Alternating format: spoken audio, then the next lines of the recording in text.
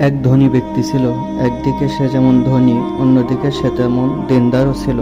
সে ব্যক্তিটি সবসময় ভাবতো, আল্লাহ তাআলা যেমনিভাবে আমাকে অনেক ধন সম্পদ দিয়েছেন, তেমনিভাবে একদিন তিনি এই ধন সম্পদ আবার কেড়ে নেবেন। কিন্তু তার একটি সন্তান ছিল, যে সন্তানটি খুবই বদদিন। সে সবসময় নেশায় মাতোয়ারা থাকতো। তার পিতার কোনো কথাই সে শুনতো না। একদিন বৃদ্ধ ব্যক্তিটি অনেক অসুস্থ হলো। সে তার একজন কর্মচারীকে ডাকলো এবং তার কাছে একটি চিঠি দিয়ে বলল, আমার জানাজার সময় তুমি এই চিঠিটি আমার ছেলের হাতে দেবে। এরপর সে তার সন্তানকে ডাকলো এবং তাকে একটি ছেঁড়া মোজা দেখিয়ে বলল, দেখো বাবা, তুমি আমার জীবনে কোনো একটা কথাও শোনোনি। আমি আমার জীবনের সর্বশেষ একটি নসিহাত এবং আবদার তোমার কাছে করতে চাই। আর তা হলো, আমার মৃত্যুর পরে এই ছেঁড়া মোজাটি তুমি আমার পায়ে পরিধান করিয়ে এরপরে আমাকে কবর দিবে।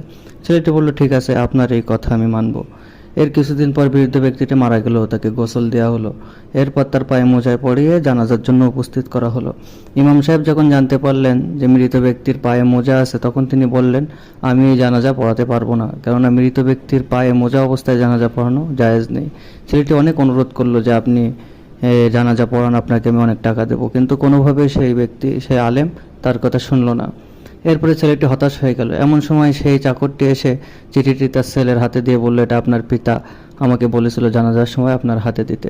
ছেলেটি যখন চিঠিটি খুললো, তখন সে অবাক হয়ে গেল।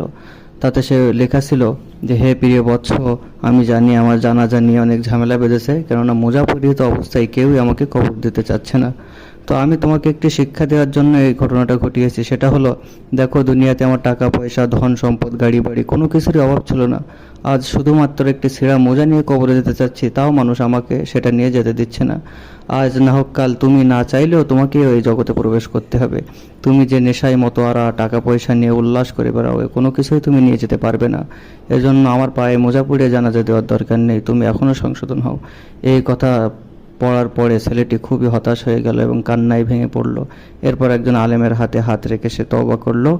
এরপর তার পিতার জানাজা সুন্দরভাবে দিল। এই ঘটনা থেকে শিক্ষা হলো, আমরাও একদিন মৃত্যুবরণ করব। টাকা পয়সা, ধন সম্পদ কোনো কিছু আমাদের সাথে যাবে না।